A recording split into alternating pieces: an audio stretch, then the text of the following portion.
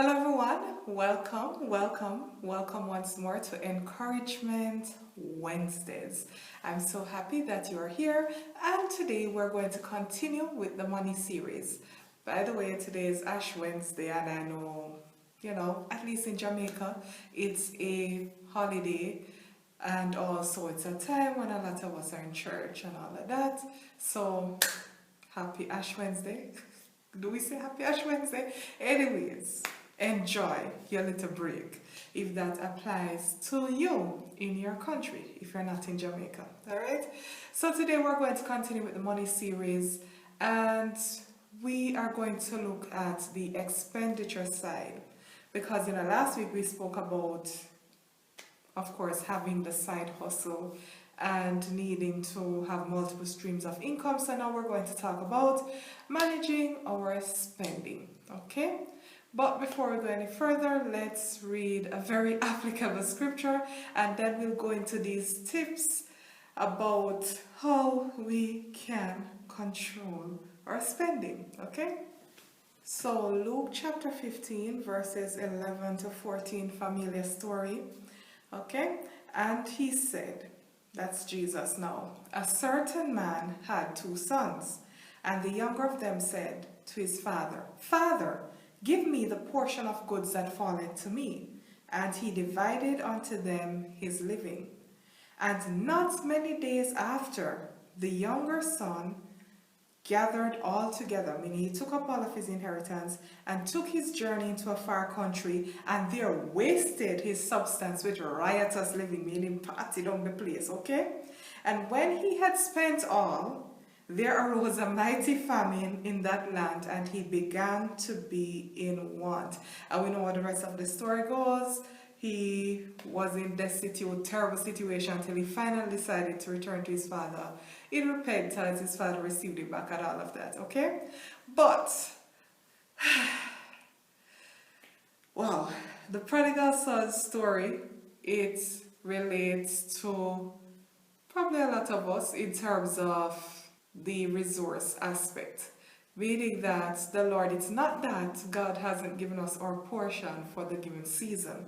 The problem is the portion come and so forth, but it was not spent in a correct way. So then the famine arises or the lean times come, and then we're in a problem, right? So how can we ensure that we are not spending more than we are earning? And with the easy availability of credit in these days, especially if you live in the US, like you can get credit card like easy. In Jamaica it's a little bit harder, but we have all of these, layaway plans and all of them that sound so good at the different furniture stores and so forth. And we can get sucked into making a whole lot of payments and spending more than we truly should. The first thing that we're going to talk about in managing our spending is budget. A budget is simply a plan for your money, meaning that you're telling every dollar of your income exactly where it's going. And if you follow my blog, I've done a write-up of a Christian financial expert, Dave Ramsey, his 7 baby steps to financial freedom. And a budget is quite central there. I've been budgeting for a number of years now. But a budget is not something to be scared about.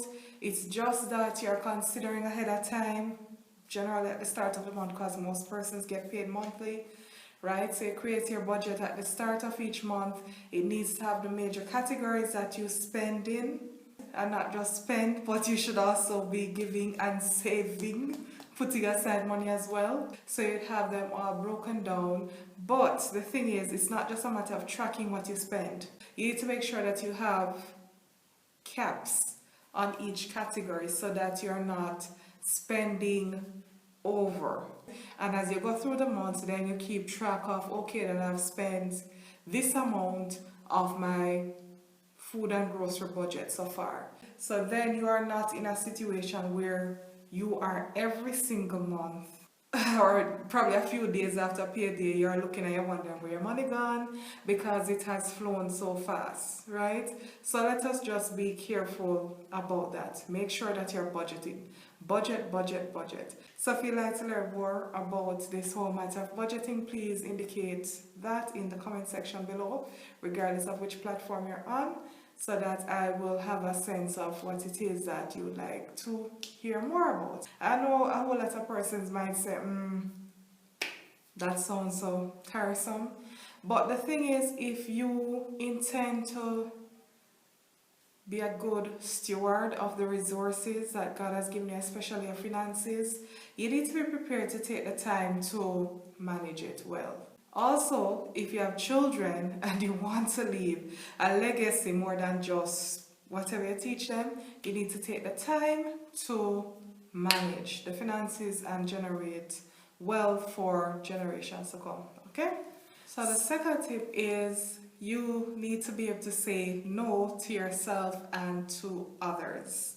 And this is quite difficult because we don't want to be seen as not being a nice person by not agreeing to different things.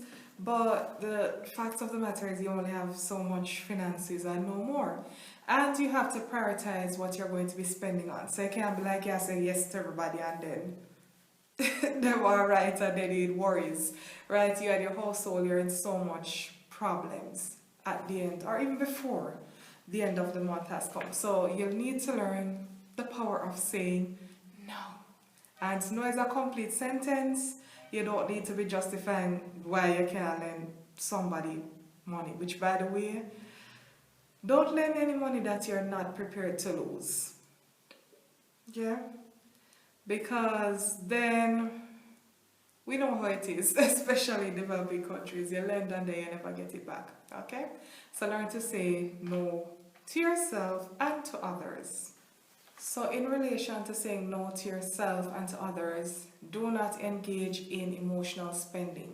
That's the third point. Don't engage in emotional spending, meaning that when you're feeling down or you're feeling stressed or anything like that, and the capital man understand that perfectly, then you just feel like you need to do retail therapy.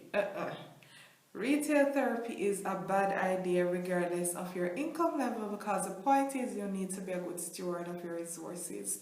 So it can't be that when you're in a distressed state, such as your mind is not the way it should, you're feeling so stressed out, you're going to end up spending far more than if you were okay, right? So try to avoid stores when you're in an adverse emotional state, or even if you're just very happy too, because they have some celebratory spenders as well, like something good happen and they just go whoo and go totally overboard.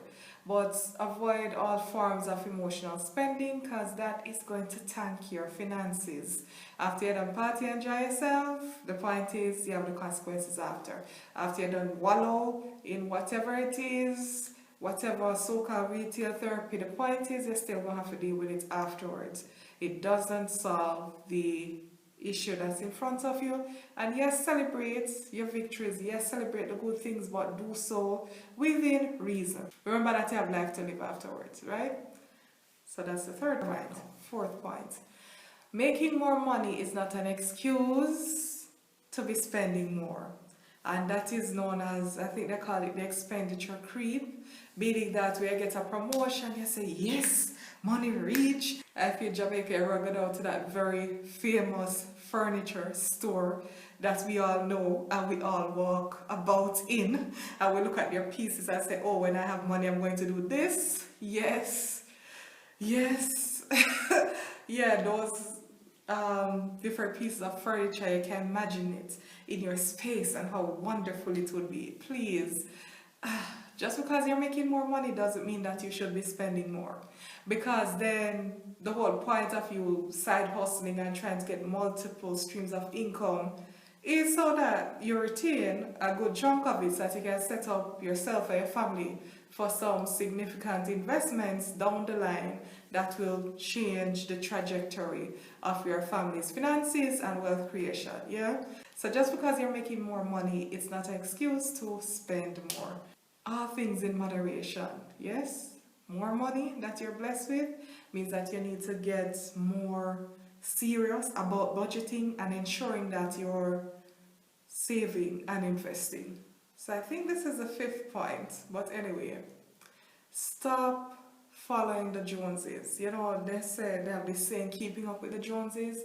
Just because, and social media is so terrible for this, just because someone is spending at a certain level and you may think that, you know, you're pretty much all at the same life phase, that's not necessarily true, because one, you don't know exactly the state of their finances. It could be that they have far more money, it could be that they have far less money and they're engaged in serious financial misbehavior, and you know, they're going through their own things. So you can't be just looking at their social media stream and being like, oh my god, them just spent this, oh my god, they just spent that, right? Focus on your race, focus on what you need to do, and of course, don't focus on what they're doing, alright? Don't try to keep up with the Joneses. And yeah, be careful with the type of social media influencers that you follow, like the ones that keep on doing these clothing hauls and all of that, especially for us as women.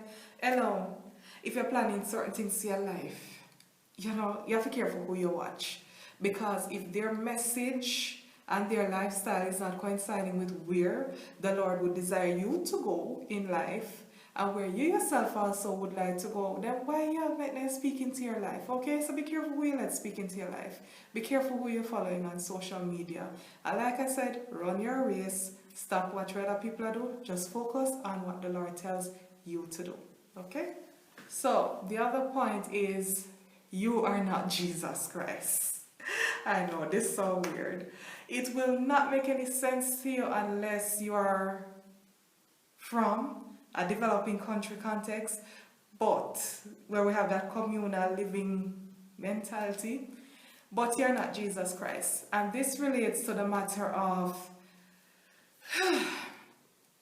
family members strongly, as well as friends to some extent, meaning that whenever there's an issue, you're always the person who is called, you're always the one who's expected to solve things. And when I say solve things, I mean financially, you always have to pay out. That's going to put you in a very precarious situation, because the point is, the resources that you're getting is not sufficient even sometimes, even for your own family, or it could be sufficient, but because now you have an entirely different family unit that you're taking care of, then you're in problems. Now, I'm not saying, oh, don't take care of aged parents, don't take care of, or give your parents gifts, even if they're not aged, give your parents gifts or help them out, but that needs to be accounted for in your budget. It's set, it's fixed each month. No, we can't go over.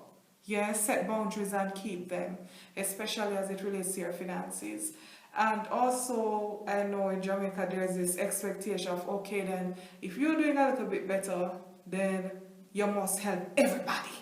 And it can't really work like that, because financial resources are not like an unending, miraculous stream of money somehow coming up, just bubbling up from the earth, right? You need to invest, you need to spend the time to be making that money.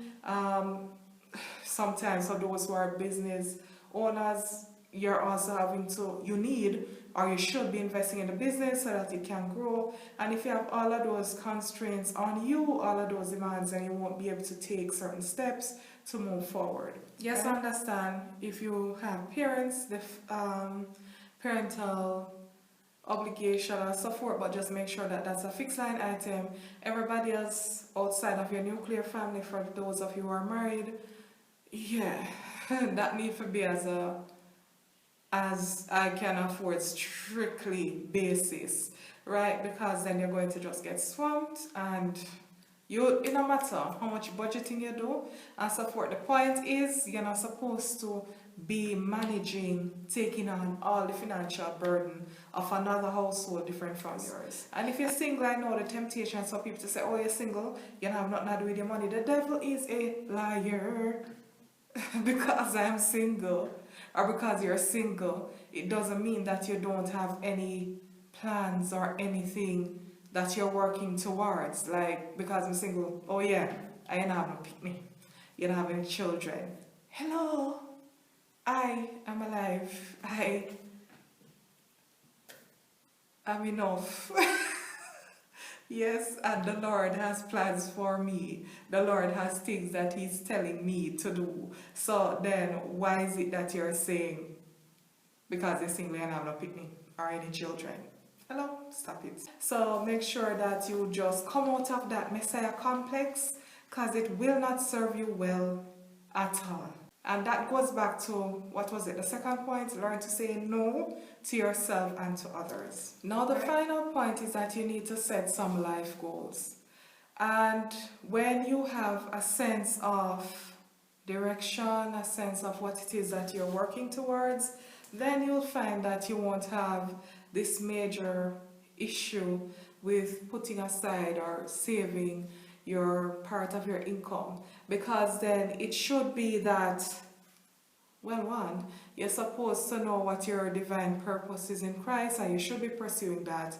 And number two, in alignment with that divine purpose or that big vision, the Lord will have different missions that He would have you to accomplish.